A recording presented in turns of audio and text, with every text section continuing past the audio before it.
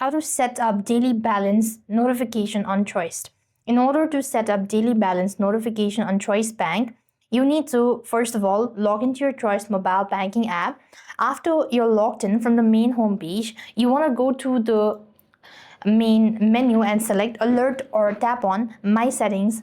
As you go to my settings, underneath you could find alert, or it might be underneath the notification section. Then you want to toggle the button, select the specific account, choose the balance option and set the frequency to daily, or create a low balance alert to monitor the spending. Next, you want to ensure your mobile number or email address is verified to receive the notification as well. And once you've done that, you want to finalize the setup by tapping on the save button, and that's when you'll have successfully set up a daily balance notification on Truist. Now, likewise, in some cases you might not find such option, so this could be due to the security reason, or that your account might not be eligible for it. So you might want to contact support team, let them know about it, and they're going to handle things from there. So with that, we've completed our steps. Thank you for watching. See you in the next video.